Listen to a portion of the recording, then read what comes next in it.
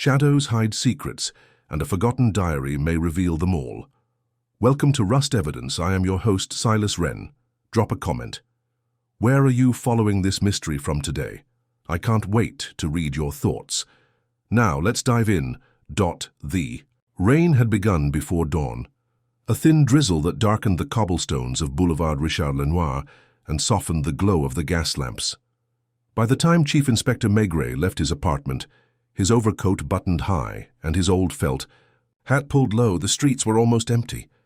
A milk cart rattled past, its horse's hooves muffled on the wet pavement. He paused under the awning of a bakery, not because he was hungry, but because he liked the smell that drifted out with each opening of the door. Warm bread, a reminder of ordinary lives beginning their day. Through the glass he saw Madame Maigret's figure moving inside, speaking quietly to the baker's wife. She had insisted on walking down early to fetch the bread herself, as she often did. There was something reassuring in the routine. When she noticed him outside, she smiled faintly, a smile of habit rather than surprise. Maigret raised his pipe in greeting, though he had not yet lit it, and waited until she rejoined him, a paper bag cradled under her arm. "You'll be late," she said, not reproachfully, but as one who had measured his pace for years.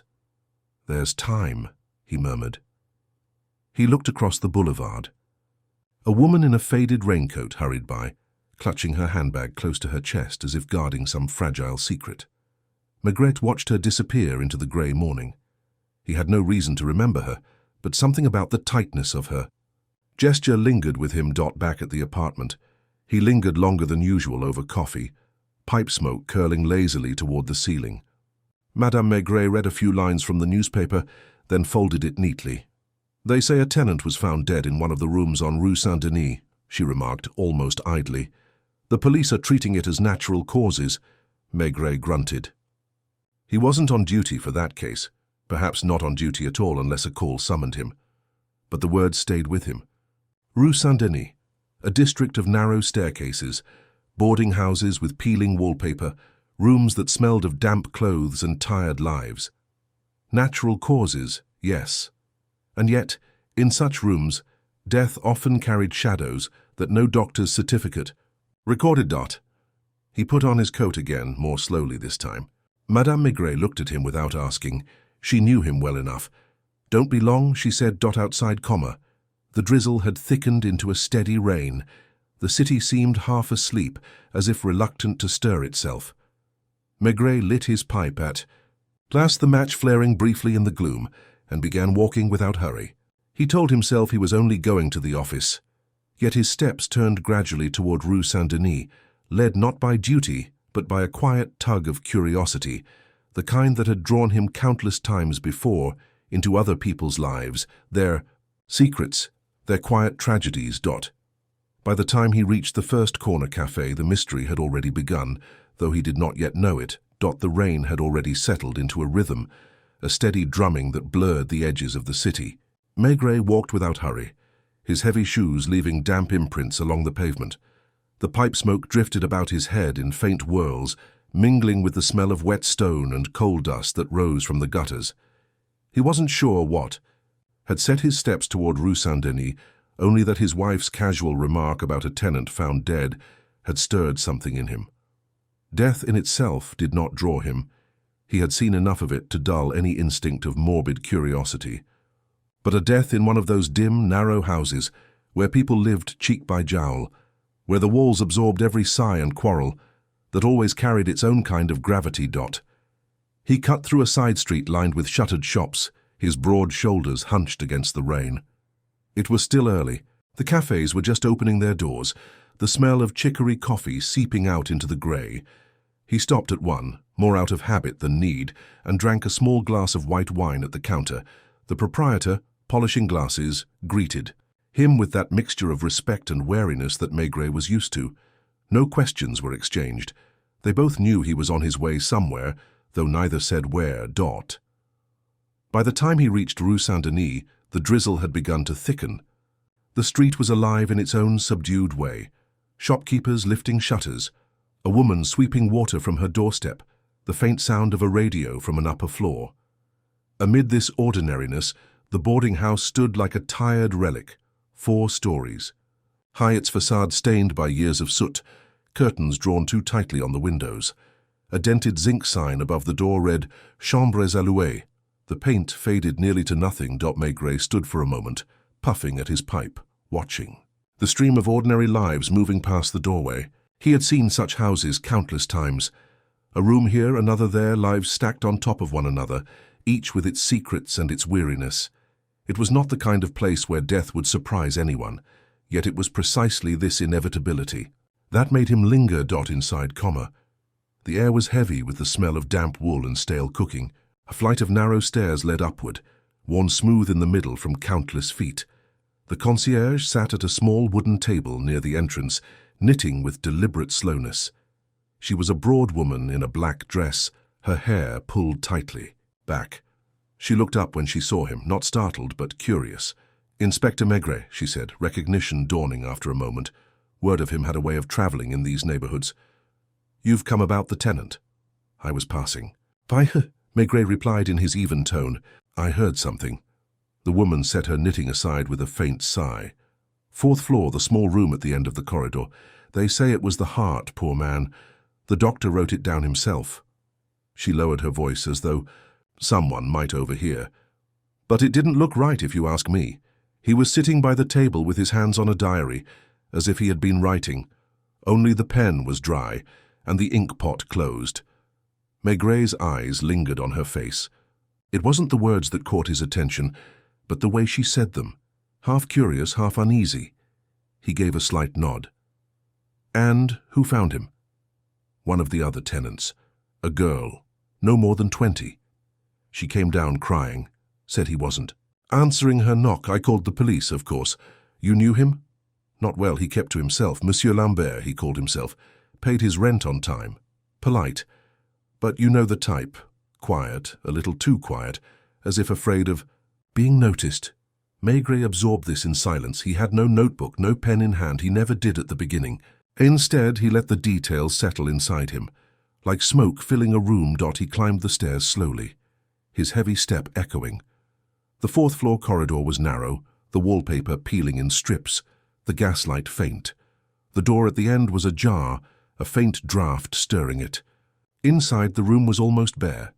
A narrow bed, a wooden table, a chair, and a small stove with ashes still warm. On the table lay a closed diary, its leather cover worn smooth. A pen rested beside it, dry, as the concierge had said. The man himself. Monsieur Lambert sat slumped in the chair, his face pale, his eyes closed. Death had softened him into something anonymous. A hat hung neatly on the peg by the door, as if waiting for him to return. Maigret did not touch the body. He stood there, pipe in hand, letting the scene impress itself upon him. Something was amiss, though he could not have said what. It wasn't the death itself. Men of Lambert's age often died suddenly. It was the small contradictions. A diary closed, yet a pen laid out as though mid-thought. Shoes polished, yet no sign of recent wear. A stove lit, though the season was not especially cold. From the corridor came the faint creak of a floorboard. A young woman peered in, hesitant. Her hair was damp from the rain, her eyes red from crying. She looked at Maigret as though expecting him to demand an explanation. He only nodded, giving her space. "You're the inspector," she whispered. "Yes." "You found him?" She stepped in, her hands twisting together. "I knocked this morning. He was always awake early. I don't know why, but I thought something was wrong. He didn't answer, so I pushed the door a little. I saw him like this and ran down to Madame. He was kind, Monsieur Lambert. Always polite. He used to ask about my work. Nobody else here bothers." Her voice broke off. She looked at the diary on the table, then quickly away, as though it were a thing to be avoided. Maigret watched her silently. He did not press her with questions. The silence itself unsettled her, and she went on hurriedly. "He used to write in it every evening, pages and pages, but last night I heard nothing. Usually I could hear the scratching of his pen through the wall. Last night it was quiet." Maigret's gaze shifted to the closed diary again. He did not touch it, not yet. He let the thought linger, like smoke thickening in the air. A man who wrote every night, suddenly silent. A diary that seemed closed, too deliberately. A death marked as natural, but already drawing whispers from those who lived nearest to it. The young woman retreated a step, as though she had said too much. Maigret gave her a faint nod, neither reassuring nor dismissive. He looked once more around the small, shabby room, then stepped back into the corridor. Downstairs, the concierge had resumed her knitting. She looked up as he descended, her expression unreadable. "You'll find nothing, Inspector," she said almost defensively. "The doctor said so." Maigret tamped the ashes in his pipe, his face calm. "We'll see," he murmured. Outside, the rain was still falling, heavier now, tracing dark rivers along the pavement. Maigret stood beneath the awning a moment longer than necessary, his eyes narrowed. He was not yet sure what was troubling him, only that it was there, lodged in the ordinariness of that small room, in the silence of the diary, in the unease of those who had spoken to him. And he knew, with the certainty of long experience, that he would not be able to leave it alone. He turned back toward the street, the sound of the rain filling his ears, and began to walk slowly toward the Quai des Orfèvres. Something had begun, though no one yet would have named it a crime. The drizzle followed him all the way back to the Quai des Orfèvres, clinging to his coat, dampening his felt hat, and settling into his bones. Maigret moved without haste, as though time itself could be stretched by the weight of his step. By the time he entered the building, the corridors smelled of wet wool and cigarette smoke, Clark shuffling papers with weary indifference. He nodded to a passing sergeant, then disappeared into his office, where the air was no less heavy than in the boarding house on Rue Saint-Denis. He dropped his hat on the rack, shook the rain from his coat, and sat heavily at his desk. For a cahier, while he did nothing more than relight his pipe, watching the smoke curl upward against the window pane. The drizzle outside had blurred the view of the river into a grey wash, the barges moving slowly, almost silently. On his blotter lay the day's routine reports, the kind of mechanical details he could recite without ever reading. But his thoughts returned insistently to the small room on the 4th floor, to the closed diary that seemed to wait like a mouth pressed shut. There was no official case. The death certificate had already been signed. Yet Maigret knew from long experience that official stamps and signatures often concealed more than they revealed.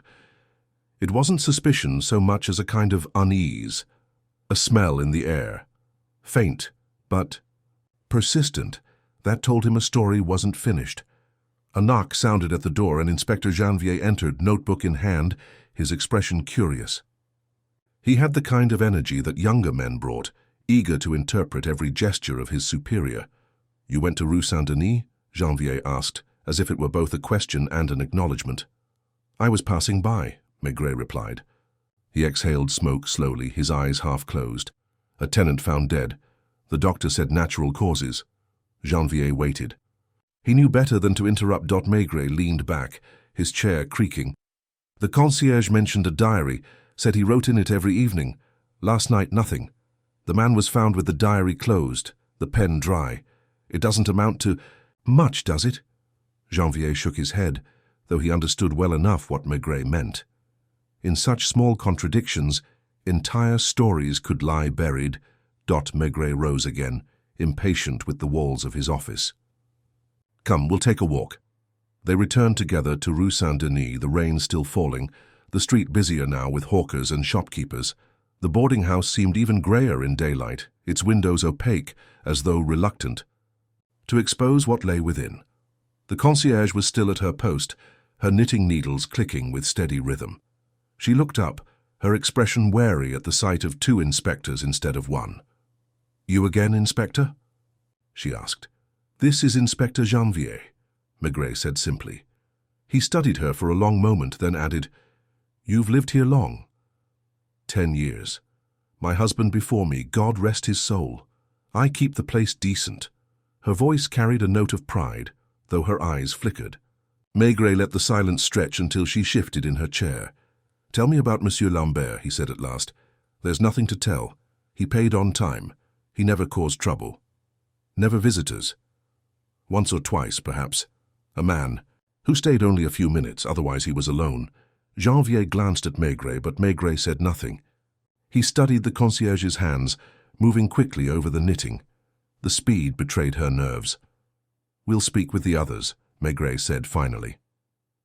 He gestured toward the stairs. The first tenant they met was a thin man with spectacles, an accountant by the look of his clothes, though worn at the elbows. He opened the door reluctantly, holding it half closed as though afraid they might see too much inside. "Lambert?" he repeated when asked. "Quiet fellow. We exchanged nods on the stairs, nothing more. I can't say I knew him." Yet his eyes shifted to the side as he spoke, and Maigret caught the hesitation. He did not press, only thanked the man, and moved. On the next floor, an elderly couple received them with eagerness, as if grateful for the attention. The woman did most of the talking, her words spilling out in a rush. He was polite, yes, always polite, but strange. He never spoke of his past, never mentioned family.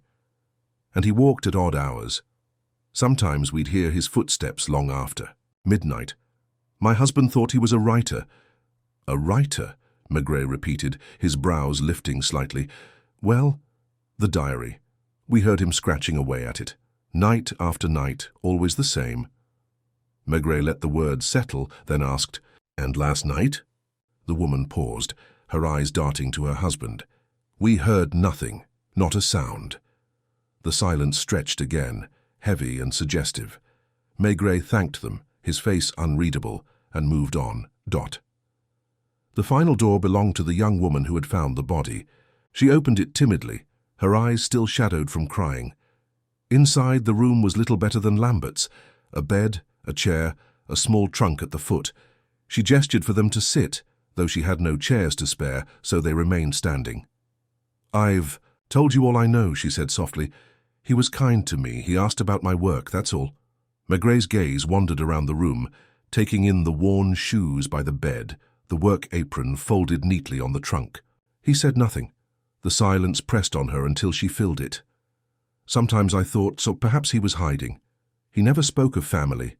Once I asked if he was from Paris, and he said only that he was from elsewhere. That was the word he used. Elsewhere. Her eyes filled again, and she looked away. Maigret gave her a slight nod, as if to release her from speaking further. Back in the corridor, Janvier whispered, "They're all uneasy." Maigret tamped the ashes of his pipe. "Of course they are. A man dies suddenly in a house like this. Every tenant wonders what it says about them, about their own lives. And the diary? And the—" Maigret's eyes narrowed slightly.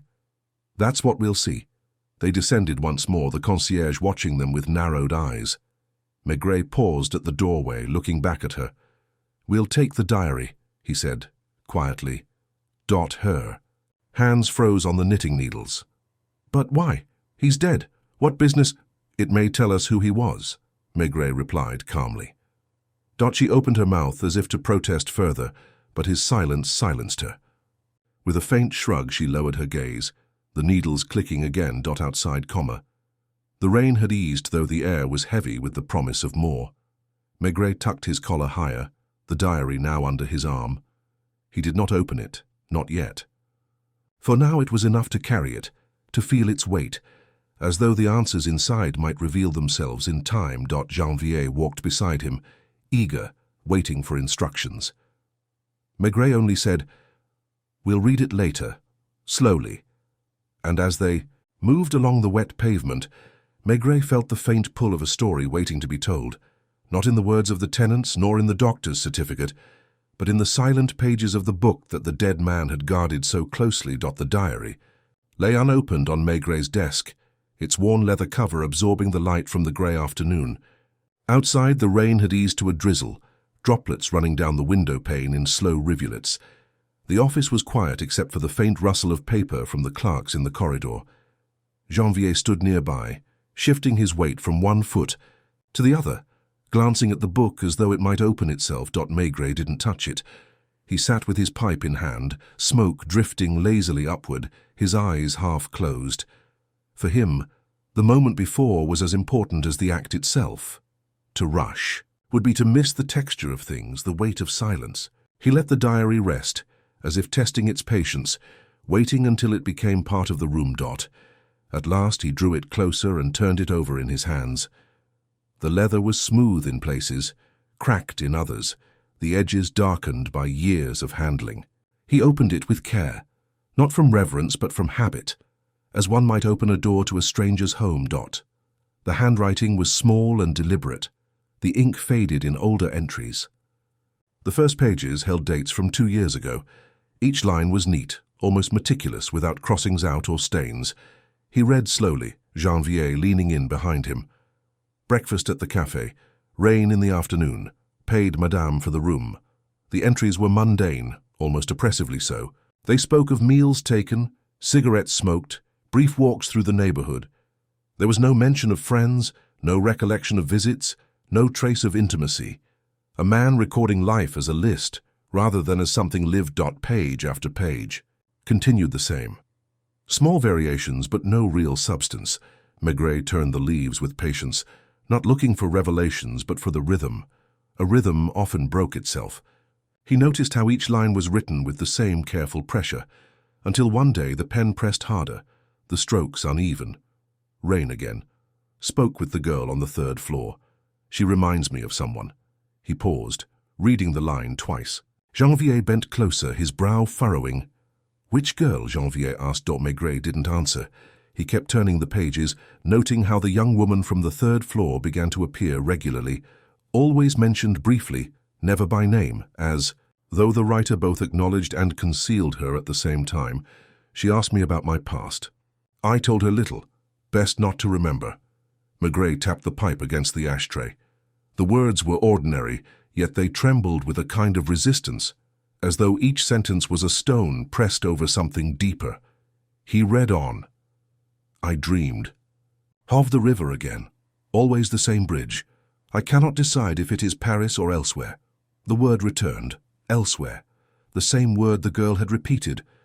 Maigret's expression remained calm, but inwardly he felt the faint click of 2 pieces, aligning. He continued, his finger moving slowly down the page. Bought a new pen. The old one failed. Perhaps it is a sign. I think often of writing everything, but each time I begin, I stop. The truth would not be believed. Janvier shifted uneasily, whispering, What truth? Maigret didn't answer. He closed the book gently, setting it back on the desk. The room filled again with silence, heavier now. He leaned back in his chair, watching the smoke rise toward the ceiling. He wrote like a man keeping himself alive by repetition, Maigret said finally. Meals, weather, walks, as though the ritual kept him steady. But then there are cracks, the girl, the bridge, elsewhere. Janvier frowned. Do you think he was hiding from something? Maigret didn't reply at once. His thoughts returned to the small room on Rue Saint-Denis, to the neat hat on the peg, the shoes polished yet unworn. A man who had arranged everything too carefully, perhaps because he feared the chaos of the past pressing in. He reopened the diary and turned to the most recent entries. The handwriting had grown shakier, uneven. Dream again last night, the same bridge, the same water. I woke with the sound in my ears. Perhaps it is time to end the waiting. I have written too much, and yet not enough. The next page contained only a single line. She reminds me of Claire, and the page after that was blank. Maigret closed the book once more, his hand resting on it for a long moment. Janvier looked at him expectantly. Claire, Janvier said. Do we know who that is? Not yet, Maigret murmured. He rose, heavy and deliberate, pulling on his coat again. But someone will. They left the Quai des Orfèvres, the air outside still damp, though the rain had thinned to a mist. The city had the washed-out look that followed long showers, the pavements shining darkly, reflections trembling in the puddles. Maigret walked without haste, Janvier matching his step, both silent. The diary weighed against Maigret's side, less a book than a presence. Back on Rue Saint-Denis, the concierge looked up sharply as they re-entered, her knitting needles pausing. She seemed to have been waiting. Maigret stopped before her table, pipe clamped between his teeth. Monsieur Lambert, he said. Did he ever speak of a woman? Claire. Her eyes flickered, and for a fraction of a second she looked away. It was enough. Maigret said nothing more, only let the silence stretch until she filled it with words. "He may have mentioned the name once," she muttered. A long time ago, I thought nothing of it. You remember when?" Her hands fidgeted with the yarn. "Months ago. He said it as though he was speaking to himself, not to me." Maigret nodded slightly, then moved toward the stairs. On the third floor he knocked at the young woman's door. She opened it hesitantly, her face pale. He didn't enter this time. He simply held up the diary, tapped the page with the name. "Who is Claire?" Her eyes widened, and for a moment she said nothing. Then she shook her head quickly. "I don't know. He never spoke of her to me." But her voice wavered, her hands tightening on the doorknob. Maigret saw the lie for what it was, though he made no comment. Instead, he inclined his head slightly, the gesture both courteous and implacable. "Think about it," he said quietly. "We'll talk again." He descended slowly, his steps echoing on the worn stairs. Outside, the mist hung low over the street, muffling the sounds of traffic. He drew on his pipe and stood for a long moment in the doorway, feeling the weight of the city pressing in around him. A man dead, a diary half-spoken, a name whispered between silence and memory. The investigation had not yet begun in any official sense, but Maigret knew it was already underway. Something was hidden in that small room, in those reticent tenants, in the word elsewhere, and in the name Claire. He felt the story gathering itself quietly in the shadows of Rue Saint-Denis, and he knew he would not rest until it unfolded. The mist still hung low over Rue Saint-Denis, softening the outlines of shop fronts and carriages, giving the street a muffled, dreamlike quality. Maigret lingered beneath the boarding-house awning, pipe in his mouth, eyes half-narrowed. He was not in a hurry, he rarely was. Cases, when they were real, revealed themselves by degrees, and he had long learned that a man could do more by standing still than by chasing shadows. Janvier looked restless beside him. "She lied," he said finally, breaking the silence. "That girl knows who Claire is." "Perhaps," Maigret replied evenly. His gaze moved across the damp pavement, where a butcher's boy pushed his cart through the puddles. "But it doesn't matter. Lies are like smoke. They clear if you wait long enough." They returned inside, the smell of damp wool thick in the stairwell. The concierge kept her eyes fixed on her knitting this time, though her needles clicked faster than before. Maigret climbed again to the third floor, but instead of knocking on the young woman's door, he paused outside another room and rapped lightly. A man answered, middle-aged, pale, with thinning hair and the cautious eyes of someone who spent more time accounting figures than speaking aloud. He blinked at the two inspectors. "Forgive us," Maigret said, his voice calm, almost courteous. "You lived close to Monsieur Lambert. Did you ever hear him speak of a woman?" The man hesitated, adjusting his spectacles. "A woman? No. He wasn't the sort to—" He stopped abruptly, his gaze flicking sideways, betraying a memory. Maigret let the silence spread. He puffed at his pipe, the smoke curling lazily into the narrow corridor. The man shifted under the weight of that silence, his mouth opening again. "Well, once," he admitted reluctantly. "I was coming up the stairs, and he was talking. To himself, I thought it strange. He said a name, Claire. He looked startled when he saw me. After that he avoided me for weeks." Janvier's pen scratched in his notebook, but Maigret only nodded. "Thank you." They moved on, each tenant adding a piece, not through facts, but through evasions. The old woman from the second floor swore she had never heard the name, yet her husband frowned and muttered that Lambert sometimes left letters on the hall table with no stamps, as if waiting for courage to send them. Letters, perhaps, never meant for the post. Letters, perhaps, to Claire. By the time they returned to the ground floor, the concierge was watching openly, her knitting abandoned in her lap. "You won't find anything," she said with forced firmness. "The man was alone. Some people are simply like that." Maigret regarded her for a long moment, then turned to Janvier. "We'll stop for a drink." They left the boarding house and entered a cafe on the corner, where the glass fogged with steam, and the smell of coffee and brandy warmed the air. They took a small table by the window. Maigret ordered a glass of white wine, Janvier a coffee. A time they drank in silence, watching passers-by hurry through the mist. Then Maigret said quietly, "Do you notice what happens when you speak the name?" Janvier frowned. "They change. Their faces." "Exactly." Maigret drew slowly on, his pipe. "It isn't that they know who she is. It's that they know he carried her with him. And that makes them uneasy, because a man who carries a ghost isn't the same as a man who lives among them."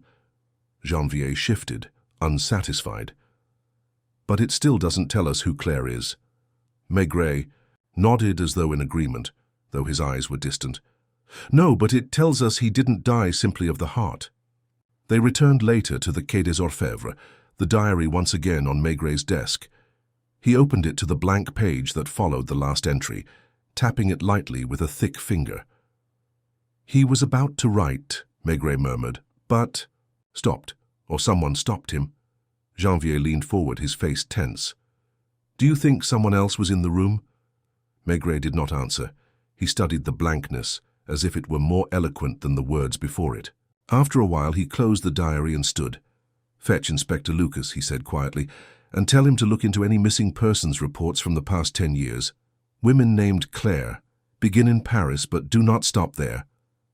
When Janvier left, Maigret remained, pipe glowing faintly, the office silent around him. He was thinking of the young woman on the 3rd floor, her eyes widening at the name. Not with surprise, but with recognition. Not the recognition of knowing. Claire herself, perhaps, but of knowing the weight of being compared to another Dot that evening. He returned home later than usual. Madame Maigret had left the lamp burning on the table, and the smell of soup lingered in the air. She looked up from her sewing as he hung his coat. "You're late," she said gently, Dot. He sat pouring himself a glass of wine. For a while he ate in silence, listening to the ticking of the clock in the corner. Then he said almost absently, "If a man writes every day of his life, why would he stop suddenly?" Madame Maigret set down her needle, thoughtful. Perhaps because he had nothing left to say. Maigret's eyes met hers, heavy and searching, or perhaps because he had too much. The rain had stopped by the time he rose again, pipe between his teeth, stepping onto the balcony to look out over Boulevard Richard Lenoir. The lamps shone in damp halos, the pavement gleamed darkly. Somewhere in the city, the story of Monsieur Lambert and his Claire was waiting. Folded into the lives of ordinary people, reluctant to be told, Maigret drew on his pipe and let the smoke drift into the night. He knew it would come. All he needed was patience. The next morning broke pale and colourless, the kind of Paris morning when the damp seemed to creep beneath collars and cuffs, settling in the bones. Maigret sat at his desk earlier than usual, the diary open once more before him. He had slept poorly, the image of Lambert's room returning each time he closed his eyes, the polished shoes, the extinguished stove, the diary closed too deliberately. He had the impression of a man preparing himself for something final, only to have the ending arrive in another way. The door opened without a knock, and Lucas entered, hat still in hand, his expression carrying the kind of restrained excitement. That meant he had found something. Maigret gestured for him to sit. "You asked about missing persons named Claire," Lucas began. "I traced back through the last decade. There are dozens, of course, but one stood out. Claire Frossard disappeared 8 years ago. She was 26 at the time. No body was ever found. Officially, she left Paris of her own accord, but the family pressed the matter for years." Maigret's eyes lifted from the diary. "Frossard," he repeated, rolling the name over his tongue. "Where did she live?" "In the 11th arrondissement. Not far from Rue Saint-Denis, as it happens. The file suggests she worked as a secretary for a shipping firm near the Bastille." Maigret tapped the ash from his pipe, his face giving little away. "And connections? To anyone we know?" Lucas hesitated. "There's a photograph in the file. I thought you should see it." He slid an envelope across the desk. Maigret opened it slowly. The photograph was faded, the paper curling at the corners. A young woman looked back at him, her expression direct but soft, her hair pinned back simply. It was not remarkable beauty, but there was something in the eyes, something quiet, determined. He studied it for a long while, then set it beside. The diary, Did Lambert ever apply for residence papers under that name? Maigret asked. No. But there's more. Claire Froissart had a fiancé. Records show his name as Paul Lambert. The silence thickened in the office. Maigret sat back, in his chair, exhaling slowly through the pipe. The pieces arranged themselves not as a puzzle with sharp edges, but as fragments of a story, blurred and human. A man who had taken a room under his own name, yet so quietly that it was almost an alias. A woman disappeared, her name whispered. Years later, in a boarding house, Janvier entered then, summoned by Lucas's message. Maigret did not repeat the details. Instead, he simply pushed the photograph across the desk. Janvier studied it, then looked up. "The girl on the 3rd floor," he murmured. "She looks a little like her." Maigret gave the faintest nod. That was what had unsettled him when the young woman spoke. Not only her voice or her hesitation, but the shadow of resemblance that might stir an old memory in a man like Lambert. He was writing to her, Janvier said. The diary. It wasn't for himself, it was for her. "Perhaps," Maigret replied. His tone carried no certainty, only a deep weariness. Or perhaps he was writing against her. A man can write to keep someone alive. He can also write to keep her away. Her away.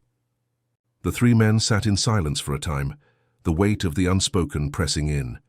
Then Maigret stood abruptly, pulling on his coat. "We'll go back. The tenants will talk more today." Rue Saint-Denis was livelier now, the market stalls open. Voices echoing in the damp air. Inside the boarding house, the concierge stiffened at their return. Maigret stopped before her, the photograph in his hand. "Do you remember this woman?" he asked, placing it gently on the table. The concierge's eyes flickered downward, then away. Her hands gripped the knitting needles too tightly. "I don't know her," she said flatly. Maigret did not argue. He picked up the photograph, slipped it back into his coat and moved toward the stairs. On the 3rd floor, the young woman opened her door at once as though she had been waiting. Her face was pale, her eyes restless. Maigret held out the photograph without a word. She looked at it for a long time, her lips parting slightly. Then she shook her head quickly. "No, I've never seen her."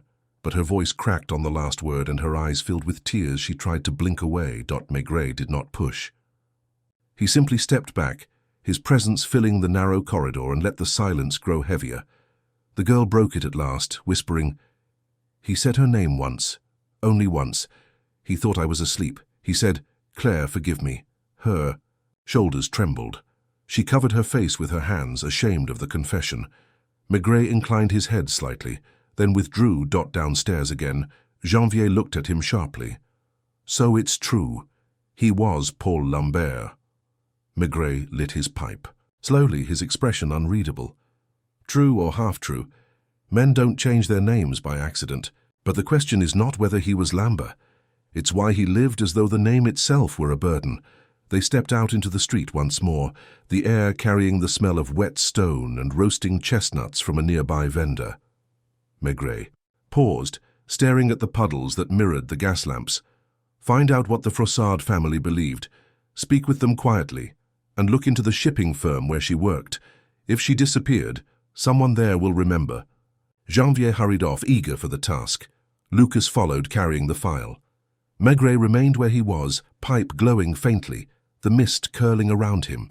He thought of Lambert's diary, of the blank page left behind, of the word "elsewhere," written in neat, careful script. He thought of the photograph of the girl upstairs who resembled the vanished woman, of the way grief and guilt could stretch across years without softening. Somewhere in all of it lay the truth, not buried under evidence but folded into silence, into ordinary lives that had gone on around a man who wrote each day to hold something at bay. Maigret had no doubt it would come to him in time. It always did. For now, he simply stood in the damp street, watching the crowd pass, a heavy figure blending into the flow of Paris, waiting as only he could wait. Janvier left at once, the photograph of Claire Froissart tucked inside his coat, his long stride carrying him through the narrow streets as though the mist itself urged him on. He had known Maigret long enough to recognize the inspector's silences. They were never empty. Each pause, each puff from the pipe, meant a thought forming, an unseen thread tightening around the case. And this thread, Janvier felt, led backward. Years before Lambert had taken his quiet room, the Frossard family lived on the western edge of Paris, in a modest flat that bore the weight of years without comfort. Janvier introduced himself politely, presenting his badge only after the door, opened to reveal an older woman with pale eyes and trembling hands. She was Claire's mother, though her face seemed too lined for her age. She received him without surprise, as though she had been expecting a visitor from the police for years, though none had come. "You found her," she said softly, almost without hope.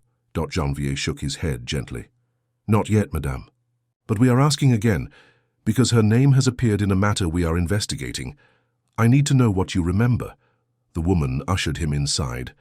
The flat was warm, with the smell of soup lingering from midday. Photographs lined the mantel, family gatherings, a younger son in uniform, and in the center a portrait of Claire, clearer than the faded photograph from the file. In this one she was smiling, her hand resting on the back of a chair, her expression calm, almost protective of the younger sibling seated before her. "She was the best of us," the mother said, her voice steady, though her hands clutched the key, shawl at her throat. "Always working, always helping. She had her fiancé, Paul. We thought he would take care of her." "Paul Lambert?" Janvier asked carefully. "Dot." The woman nodded, the name bringing no hesitation. "Yes, he was respectable, or seemed so. Quiet, but he worked. We trusted him. They were to be married in the spring. But then," she broke off, her lips pressing tight as though to hold back tears that no longer came easily. "She disappeared," Janvier prompted. "Yes. One day she did not return from her office. Paul was frantic at first. He searched everywhere. But then he changed. He came less and less. Soon he stopped altogether. He said he could not bear to look at us, that it was too painful. We never saw him again. The police searched, but they found nothing. Some said she ran away, but she would never have left without a word. Never." Her eyes locked on Janvier's with sudden intensity. "She loved him. Whatever happened, it was because of him, or in spite of him." Janvier took careful notes, asking gently about Lambert's habits, his family, his work. There was little to offer. He had been a clerk, dependable, but not remarkable. No one had suspected him of wrongdoing, yet he had simply vanished from their lives after Claire's disappearance. When Janvier left, the evening had deepened, lamps flickering on in the street. He felt the weight of the mother's gaze follow him down the stairs, a gaze hardened not by grief alone, but by the long years of waiting for an answer that never came. The next stop was the shipping firm where Claire had worked. It was still active, though its offices now bore the efficiency of modern fittings. A manager, grey-haired but sharp-eyed, received him reluctantly in a cramped office lined with ledgers. "Yes, I remember Claire," the man said, adjusting his spectacles. "A capable young woman, punctual, precise. We regretted her loss greatly. It unsettled the whole staff. The police questioned us thoroughly at the time. Was there anything unusual before her disappearance? Any sign of unrest?" The manager frowned, searching his memory. "She had been distracted, I think, the week before. Not careless, never that, but thoughtful, as if carrying a burden. I assumed it was something personal. And there was a visitor. Once, a man who waited for her after work. They spoke outside for a long while. I cannot say if it was Lambert. Perhaps I only glimpsed him from the window." "Did she confide in anyone?" "No, she was discreet. If she had troubles, she kept them to herself." Janvier pressed, but there was little more to learn. Yet, the impression lingered. A woman preparing for some decision, some step, perhaps even planning to leave. By the time Janvier returned to the Quai des Orfèvres, night had fallen. The river shone with reflections of the lamps, the air heavy with the smell of damp stone and distant smoke. Maigret was still at his desk, the pipe resting cold on the ashtray, the diary open before him as though he had not moved since morning Janvier. Laid his notes on the desk, summarizing the mother's account, the manager's recollections, the absence of Lambert after Claire's disappearance. He spoke steadily, Though the weight of the family's suffering hung on his voice, Maigret listened without interruption, his face unreadable. At the mention of Lambert's sudden withdrawal from the Froissarts, he leaned forward slightly.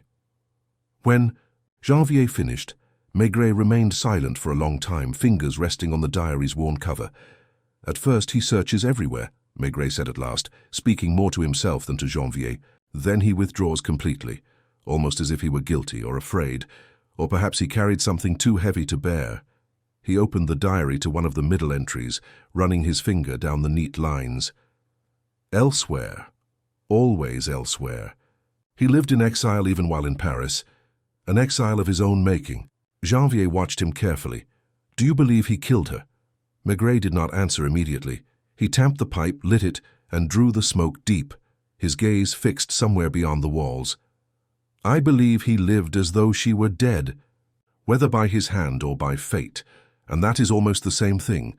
The words hung between them, heavy with implications neither could yet unravel. The investigation had not delivered a solution, but rather deepened the mystery, adding flesh to the shadow of Claire Froissart, binding her fate to Lambert's with a knot that time itself had failed to loosen. Maigret leaned back, smoke curling around his head, his expression both weary and intent. "Tomorrow," he murmured, "we will go to the shipping firm together. There is something there still unsaid. People always leave something unsaid." The clock in the corridor struck 10. The building was quiet, the night deep beyond the windows. Yet in Maigret's office the air remained taut, filled with the presence of two figures long vanished from Paris, whose stories were not finished, but only now beginning to press their weight on the living. The morning broke with a pale sun, its weak rays glinting off the Seine as if reluctant to bring clarity to the city. Maigret walked slowly toward the offices of the shipping firm, his heavy coat buttoned against the chill, his pipe clenched, unlit between his teeth. Janvier accompanied him, notebook in hand, alert but quiet. The inspector's silence had a weight that required no filling. It carried its own rhythm, its own gravity. The firm's building stood tall among newer structures, its stone facade grimy from years of soot and rain. Inside, the atmosphere was brisk and efficient. Clerks moved swiftly, papers in hand, voices low, each one absorbed in tasks that seemed endless. The place had the odor of ink, dust, and wool coats drying from the morning damp. The manager, who had spoken to Janvier the evening before, received them with stiff courtesy, ushering them into the cramped office again. He looked uneasy under Maigret's steady gaze, which, though outwardly calm, had a way of pressing gently yet firmly, like a hand weighing on one's shoulder. "You spoke of a visitor," Maigret said without preamble, his voice even. "A man who waited for Claire Froissart. I'd like you to describe him." The manager adjusted his spectacles, squinting as if the memory were far off. Tall, though not overly. Slim, perhaps a little stooped. Dark hair, he wore a brown overcoat. Nothing remarkable. "Would you have recognized him if you saw him again?" The man hesitated, then shook his head. "No, I don't think so. Too much time has passed." "Did anyone else notice him?" The manager's brows drew together. "Perhaps. The office boy, Henri. He might recall more. He was curious, always watching. He still works here, in fact, I can call him." Henri arrived within minutes, a man now, though still with the quick movements and darting eyes of someone who had once been a restless boy. He glanced from Maigret to Janvier, sensing the gravity of their presence. "Do you remember Claire Froissart?" Maigret asked gently. Henri nodded at once. "Of course, everyone remembers her." "You saw a man waiting for her once?" "Yes," Henry said without hesitation. He stood across the street near the cafe. He smoked a cigarette, tossing the matches on the ground. "I thought it odd, because he stayed there for a long time. When she left, she walked to him. They spoke. Not angrily, not warmly either. Serious, then they walked away together." "Where to?" Henri shrugged. "I followed them a little, only to the end of the street. They turned toward the station. I had to get back before anyone noticed I was gone." "You were sure it was not Lambert?" Henri's expression grew uncertain. "I had seen Lambert once or twice when he came for her. This man, he seemed different, stronger, more sure of himself. Lambert was quiet, gentle. This one had something harder in him. I remember thinking she looked small beside him. Maigret let the silence draw out, watching the man shift under the weight of memory. Then, in his low voice, he asked, "Do you remember anything else, anything at all?" Henri frowned, searching, then slowly nodded. "He had a scar, here." He touched the side of his jaw, just under the ear. Not large, but visible when he turned his head. Maigret's eyes narrowed almost imperceptibly. He thanked Henri, his tone as calm as ever, but the note of satisfaction in it did not escape Janvier. A scar, a mark that could be traced outside Maigret, lit his pipe, drawing on it deeply before speaking. Not Lambert, then? Or at least, not only Lambert, another man in the shadows. Perhaps she was torn between the two, or perhaps the second man held something over her. They walked slowly toward the river, Maigret's steps deliberate, as though each carried him closer to an unspoken truth. What strikes me, Janvier, is how neatly Lambert disappeared from the Frossards' lives after Claire vanished. Too neatly. A guilty man sometimes clings to the family seeking absolution. He did the opposite. It was as though he had been replaced. By the man with the scar, Janvier suggested. Perhaps, or perhaps the scarred man was part of a story Lambert could not tell, and so he withdrew, building his exile room by room, night after night. The image hung between them, Lambert writing in his diary, carrying the weight of silence like a burden he could never put down. By the time they returned to the Quai des Orfèvres, the day was waning. The offices hummed with routine, but in Maigret's room the stillness was deep. He took off his coat slowly, sank into his chair and opened the diary once more. Janvier stood by the window, watching the boats on the river, waiting for the inspector's thoughts to surface. Maigret tapped the pipe against the ashtray, eyes half closed. We must look for the scar. A man of that description known in those years. A scar leaves a memory even after decades. Someone will have noticed. Where do we begin? With the files, Maigret said simply. Not ours, perhaps, but those of the prefecture. Assaults, altercations, workers injured. A scar like that does not come from nowhere. It has a history. He leaned back, his expression heavy yet resolute. And then, we must return to the boarding house. That young woman on the 3rd floor, she knows more than she admits. People in such places always do. They breathe in the secrets of the walls. The night closed around Paris once more, the lamps flickering in the damp air, the Seine carrying its slow current under the bridges. Inside his office, Maigret struck a match and relit his pipe, the smoke curling upward as though tracing the unseen path of the mystery that wound itself tighter with each step. Claire Frossard Lambert, the man with the scar. 3 shadows cast across decades converging now in the inspector's mind, drawing him further into the silence where truth lay hidden. The next morning was grey, the kind of muted Parisian dawn where the streets seemed to wake reluctantly. Maigret left his home later than usual, the weight of the previous day still pressing on him. His wife had looked at him with quiet concern as he buttoned his heavy coat, but she asked no questions.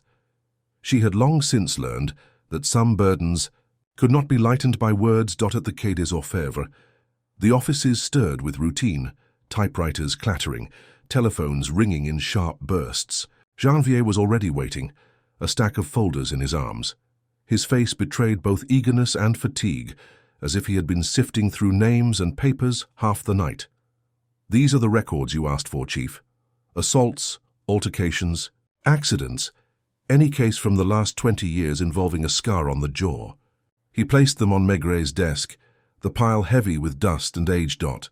Maigret pulled his pipe from his pocket but left it unlit, letting it rest between his teeth as he opened the first file. The smell of old paper rose up, mingling with the faint odor of tobacco clinging to his coat. Each folder carried fragments of lives once torn open by violence, dock workers struck with bottles, brawls in dimly lit cafes, factory accidents. Hours slipped by in silence, broken only by the occasional scrape of a chair or the turning of a page. Janvier moved restlessly, shifting from one foot to the other, but Maigret seemed immovable, sinking deeper into the slow rhythm of searching. At last his thick finger paused on a line, tracing it as though it were the seam of a hidden garment. "Here," he murmured. The file was from 17 years earlier. A man named Victor Masson, employed at a warehouse near the Saint-Ouen market, had been involved in a knife fight after drinking heavily in a tavern. The record described the wound, a gash along the jaw, deep enough to scar permanently. Masson had survived, though the other man had not. The case had been dismissed as self-defense, but the details bore a grim weight. Maigret leaned back, staring at the page through a haze of thought. Victor Masson, a man of temper, accustomed to the rough edges of life. If he carried such a scar, he would be hard to forget. Janvier leaned over his shoulder. "Do you think he was the one Claire met?" "It is possible, but possibility is not proof." Maigret closed the folder slowly, tapping it against the desk as though to test its solidity. "We must see if his name reappears. Men like Masson do not vanish, they leave traces, in police records, in whispers." The day stretched on, the search continuing through layers of time. More mentions surfaced. A brawl at the docks, unpaid. Rent, complaints of threats in a boarding house in Belleville. Always the same man, Victor Masson. The name carried the shape of someone who lived on the margins, neither wholly criminal nor entirely ordinary, yet always too close to the shadows. A's. Dusk fell over the city. Maigret set the final file aside. He struck a match and lit his pipe at last, drawing the smoke in deeply, as though it could help him order the threads in his mind. "Janvier," he said after a pause, "do you recall the girl at the boarding house, the one on the 3rd floor?" Janvier nodded. "Yes, she seemed nervous when we mentioned Lambert. She knows more than she admitted. And now, with Masson's name before us, I wonder if she has heard it too. Boarding houses have memories longer than their tenants. Names pass from one generation to the next, whispered in kitchens, muttered in stairwells. We will go back tonight." The boarding house was quieter than on their first visit. Supper was over, and the air carried the lingering odor of cabbage and stale bread. Shadows clung to the narrow corridors, the walls absorbing decades of secrets. The landlady greeted them with weary suspicion, her eyes flicking from Maigret's heavy frame to Janvier's alert stance. "We'd like to speak again with the young woman upstairs," Maigret said, his tone polite but firm. "It will not take long." The landlady hesitated, then shrugged, muttering about police interference. She led them to the 3rd floor, knocking on the chipped door. When it opened, the young woman stood there, her hair hastily tied, her face pale in the dim light. She stepped back at the sight of Maigret, as if his presence carried the weight of an accusation. "Please," Maigret said, his voice low, reassuring. "We need only a few minutes." Inside, the room was sparse, with a narrow bed, a small table, and a single chair. She perched on the edge of the bed, her hands twisting in her lap. Maigret remained standing, pipe in hand, his gaze steady but gentle. "You spoke of Lambert," he began. "You said little, but I sensed you knew more. Now I must ask you plainly. Have you ever heard the name Victor Masson?" Her reaction was immediate, a flicker of recognition that passed over her face before she could mask it. She lowered her eyes, silent. "You have," Maigret said quietly, almost tenderly. "It is no crime to know a name, but withholding the truth can bind you to it. Tell me, what do you know?" The girl's voice trembled when she spoke. "I never met him, but I've heard his name whispered here. Some of the older tenants, they said he stayed once years ago in this very room. They said he was violent, that he frightened people. When I moved in, Madame told me to ignore the past, but—" She paused, her eyes darting to the door as though afraid someone might hear. "One night, a man came asking if Masson still lived here. I told him no, but he left me with the feeling he'd be back." Maigret drew on his pipe, the smoke curling slowly toward the ceiling. His silence pressed her to continue. "I think Lambert knew him," she whispered finally. "At least that's what the neighbors said. They thought Lambert had fallen in with the wrong company once, before he disappeared into himself." The E. Inspector nodded slowly, his mind fitting the pieces together with patient care. A man with a scar, a name carried through whispers, a tie to Lambert that no one had dared speak of openly. The threads tightened, drawing the circle smaller. When? They left the boarding house. The night air was damp and heavy with fog. Maigret walked slowly, his coat collar turned up, his pipe glowing faintly in the dark. "Masson," he murmured, almost to himself. The scarred man who walked with Claire, the shadow in Lambert's silence. "We are closer, Janvier, much closer. But to touch the truth, we must find him still living, still carrying the mark of what was." And with that, Maigret's steps carried him deeper into the fog, toward the hidden corner of Paris where the past still breathed, waiting to be confronted. The fog lingered thick over the streets of Paris, curling around gas lamps and dampened awnings when Maigret set out alone the following morning. Janvier had already left to check another lead, but the inspector needed quiet. He preferred the city when it murmured to itself, when the hum of everyday life could be tuned out, and he could listen instead to the whispers hidden in shadows. His first stop was the district where Victor Masson had last been officially recorded, a warehouse near Saint-Ouen. The streets here carried the smell of brine, wood, and old coal, and the clatter of carts and distant machinery punctuated the damp air. Maigret walked slowly, taking note of the narrow alleys, the doors, the shuttered windows. People passed, without notice, carrying umbrellas, calling greetings to one another, utterly unaware that someone walked among them seeking a story decades old. The warehouse itself was long abandoned. The boards were weathered, nails protruding, windows cracked and clouded with grime. Maigret stood for a moment, lighting his pipe, letting the smoke curl into the fog as his eyes roamed the structure. Even empty, the place felt alive with memory. Footsteps echoing on wooden floors, voices arguing about wages, the scrape of knives on boards, the shadow of a man with a scar who had once carried a presence larger than himself. A small café across the street offered a vantage point. Maigret entered, ordered a coffee, and sat by the window. He watched the street, the building, the people moving through the mist. Observation was patient work, often invisible, often fruitless, but always necessary. Even a single glance, a single hesitation, could speak more than 100 questions. Hours passed. Patrons came and went, voices murmuring, cups clinking. Maigret barely stirred. Then he saw movement at the far end of the alley. A man emerged from the fog, tall, with a careful step, carrying himself with the faint stiffness of age and injury. His jaw caught the morning light for a fraction of a second, a faint but unmistakable scar, running along the right side. Maigret's eyes narrowed and he rose, leaving a few coins on the table. He followed, keeping to the shadows, allowing the city's noise to mask his presence. The man paused at a small shop, talking briefly with the owner, laughing low, unaware of the observer. Maigret watched each gesture, each turn of the head, storing the details. The scar, the hesitation in his smile, the careful way he handled himself, as though the past lingered in every movement. He waited until the man turned down a side street, then followed more closely. The man moved deliberately, but not without caution, as though he sensed eyes upon him, though he could not know it was Maigret's. At last, the man entered a modest building, doors heavy with ironwork and age.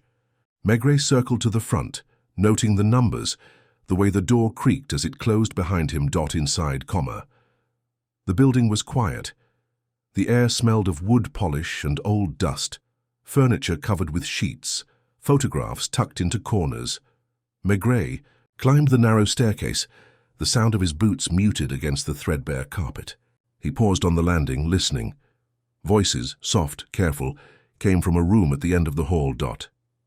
He knocked lightly. There was a pause, then the door opened just enough to reveal the man. Victor Masson. Age had tempered his bulk, the scar, along his jaw more pronounced now, etched deeper by years of living with it. His eyes, once sharp, were cautious but not unkind. "Yes?" The voice was low, cautious.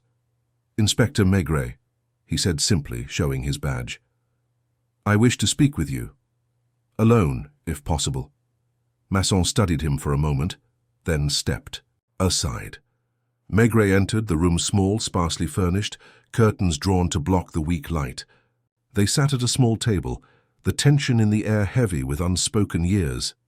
"I understand you knew Paul Lambert," Maigret began. Masson's eyes flickered at the name, and he nodded slowly. I knew him, a quiet man, careful. Too careful, perhaps. We worked together briefly. He kept to himself. I only saw him in the evenings, sometimes at the docks, sometimes at the boarding house he rented. He had attachments, things he could not leave behind. And Claire Frossard? Maigret's question was measured, deliberate. Masson's jaw tightened. I knew of her. She worked at the firm near Bastille. She crossed paths with Lambert. That was all. His voice held no malice, only a weary caution. I never harmed her, never touched her. And Paul, he withdrew from her, from everyone after her disappearance. He carried his guilt silently. That is the kind of man he was. Maigret nodded slowly, noting the gestures, the pauses, the careful shaping of words.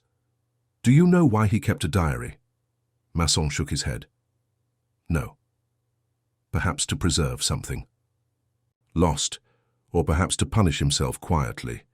He never spoke to me of it. The inspector studied him, the scar, the hands folded on the table. Nothing in Masson's demeanor suggested danger now, yet the past pressed into the present, invisible but tangible. And your scar? Maigret asked. It is old business. A fight years ago. Nothing connected to Lambert or Claire. Life sometimes leaves marks without reason. Maigret exhaled slowly, the pipe he had brought from home still in his hand. It seems then the truth is not what we first suspected. Lambert carried the burden, but it was not crime that bound him. Only love, fear, and the weight of his own conscience. Masson inclined his head, resigned. He was never cruel, only human like the rest of us. The room fell silent, the faint creak of the building, the only sound. Outside, Paris moved on, unaware of the decades of secrets slowly unraveling in a quiet apartment above Saint-Ouen. Maigret remained still for a long moment, absorbing the final pieces of the puzzle. Eventually, he rose, leaving Masson to his solitude. The inspector's face, calm yet deeply reflective, betrayed the faintest shadow of satisfaction. Not triumph, but the quiet resolution of understanding. He had reached the truth, not through force or accusation, but through patience, observation, and the careful tracing of human frailty across time. Outside, the fog was thinning, sunlight glinting on wet cobblestones. Maigret walked slowly back toward the river, pipe lit, smoke curling lazily into the morning. He did not hurry. The city moved on, the people unaware that the weight of the past had been acknowledged and that a quiet justice had been restored, not in courtrooms or headlines, but in the understanding of human hearts. The day had turned soft and grey, the sky low over Paris, but the streets seemed lighter somehow, as if the city itself exhaled after decades of quiet tension. Maigret walked slowly toward the boarding house, the diary in his coat pocket, his pipe unlit but resting lightly between his fingers. He had spent the previous days tracing Lambert's past, uncovering the shadow of Victor Masson, and speaking with those who remembered Claire Frossard. The city's whispers had led him here, to the place where the threads of human frailty, love, and silence converged. At the third-floor door, the young woman who had first spoken to them opened at once, surprised but not fearful this time. Maigret entered without ceremony, offering only a small nod. The room seemed unchanged, the bed made neatly, a small lamp casting a warm glow. She sat quietly, hands folded, aware that the moment held weight she could not yet name. "May I sit?" Maigret asked softly, gesturing to the chair across from her. She nodded, and he did not rush. Silence hung between them, measured, patient. He opened the diary carefully, sliding it onto the table. "Lambert wrote here," he said, his voice low, "not as a confession, but as a record. Not for others, but for himself. He carried the weight of what he had loved and what he had lost. You knew more than you thought, didn't you?" Her lips parted, and for a moment nothing came. Then, in a quiet voice, she said, "I knew that he loved her, that he regretted everything. I heard him whisper once, late at night, when he thought no one could hear. He said her name, Claire, like a prayer. Maigret nodded slowly.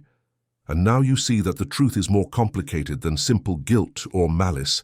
Lambert's withdrawal, his exile in that room, his careful life. It was not crime but conscience, not cruelty but the burden of failing someone he loved. The young woman's eyes filled, but she did not speak further. Maigret did not press.